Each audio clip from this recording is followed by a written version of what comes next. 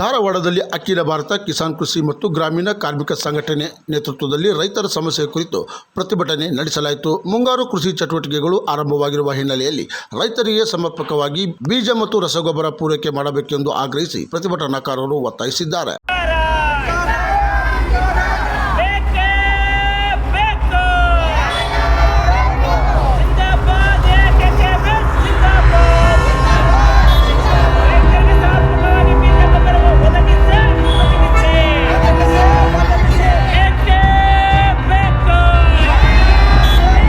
ಕೃಷಿ ಚಟುವಟಿಕೆಗಳಿಗೆ ಯಾವುದೇ ನಿರ್ಬಂಧವಿಲ್ಲದೆ ಪೆಟ್ರೋಲ್ ಮತ್ತು ಡೀಸೆಲ್ ವಿತರಿಸಬೇಕು ಹಾಗೂ ಕೃತಕ ಅಭಾವ ಸೃಷ್ಟಿಸಿ ಕಾಳಸಂತೆಯಲ್ಲಿ ರಸಗೊಬ್ಬರ ಮಾರಾಟ ಮಾಡುವವರ ವಿರುದ್ಧ ಕ್ರಮ ಕೈಗೊಳ್ಳಬೇಕು ಎಂದು ಆಗ್ರಹಿಸಿದ್ದಾರೆ. ಇದೇ ವೇಳೆ ಕಿಸಾನ್ ಕ್ರೆಡಿಟ್ ಕಾರ್ಡ್ ಯೋಜನೆಯಡಿಯಲ್ಲಿ ರೈತರಿಗೆ ನೀಡುವ ಸಾಲದ ಮಿತಿಯನ್ನು 5 ಲಕ್ಷ ರೂಪಾಯಿವರೆಗೆ ಹೆಚ್ಚಿಸುವ ಕುರಿತು ಕೇಂದ್ರ ಸರ್ಕಾರದ ಘೋಷಣೆಯನ್ನು ತಕ್ಷಣ ಜಾರಿಗೆ ಮಾಡಬೇಕು. ಈ ಪ್ರತಿಭಟನೆಯಲ್ಲಿ ಸಂಘಟನೆಯ ಜಿಲ್ಲಾ ಅಧ್ಯಕ್ಷೆ ದೀಪಾ ಧಾರವಾಡ ಸೇರಿದಂತೆ ಹಲವರು ಮುಖಂಡರು ಭಾಗವಹಿಸಿದ್ದರು.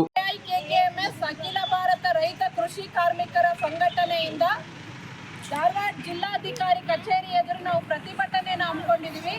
ಕಾರಣ ಅಂದರೆ ಇವತ್ತೇನು ಮುಂಗಾರು ಪ್ರಾರಂಭ ಆಗಿದೆ, ಇದಕ್ಕೆ ತಕ್ಕಂತೆ ಇವತ್ತು ಸರ್ಕಾರ ಏನು ಕೃಷಿ ಚಟುವಟಿಕೆಗೆ ಅಗತ್ಯವಾಗಿರ್ತಕ್ಕಂಥ ಒಳಸುರಿಗಳಿದ್ದಾವೆ, ಬೀಜ ಆಗಿರ್ಬೋದು, ಗೊಬ್ಬರ ಆಗಿರ್ಬೋದು, ಇದನ್ನ ಒದಗಿಸಿದಲ್ಲಿ ಸಂಪೂರ್ಣವಾಗಿ ಇವತ್ತು ರಾಜ್ಯ ಸರ್ಕಾರ, ಕೇಂದ್ರ ಸರ್ಕಾರ ಎರಡೂ ಕೂಡ ವಿಫಲವಾಗಿದೆ.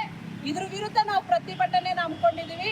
ತಮಗೆಲ್ರಿಗೂ ಕೂಡ ಗೊತ್ತಿದೆ, ಇವತ್ತು ಏನು ಪ್ರತಿ ಬಾರಿನೂ ಕೂಡ ಮುಂಗಾರು ಪ್ರಾರಂಭ ಆಗ್ತಿದ್ದಂಗೆನೆ ಇವತ್ತು ಬೀಜಕ್ಕೆ, ಗೊಬ್ಬರಕ್ಕೆ ಇವತ್ತು ರೈತರು ಸಾಲ್ಗಟ್ಟಿ ಇವತ್ತು ಏನು ರೈತ ಸಂಪರ್ಕ ಕೇಂದ್ರಗಳಲ್ಲಿ ನಿಲ್ತಾ ಇದ್ದಾರೆ. ಇದು ಈ ವರ್ಷದಷ್ಟೇ ಕಥೆ ಅಲ್ಲ. ಇವತ್ತು ಸರ್ಕಾರ ಏನು ಜವಾಬ್ದಾರಿಯುತವಾಗಿರ್ತಕ್ಕಂಥ ಸರ್ಕಾರಗಳಿದ್ವು ಅಂತ ಹೇಳಿದ್ರೆ ಇವತ್ತು ಅವ್ರಿಗೆ ಕೃಷಿ ಚಟುವಟಿಕೆ ಪ್ರಾರಂಭ ಆಗೋದಕ್ಕಿಂತ ಮುಂಚೆನೆ ಇವತ್ತು ಬೀಜ ಆಗಿರ್ಬೋದು, ಗೊಬ್ಬರ ಆಗಿರ್ಬೋದು, ಇದನ್ನೆಲ್ಲದನ್ನು ಕೂಡ ಸಮರ್ಪಕವಾಗಿ ಒದಗಿಸ್ಬೇಕು. ಅದನ್ನ ಬಿಟ್ಟು ಇವತ್ತು ಸರ್ಕಾರಗಳು ಪುಕ್ಕಟೆ ಉಪದೇಶ ಮಾಡ್ತಾ ಇದ್ದಾರೆ ರೈತರಿಗೆ.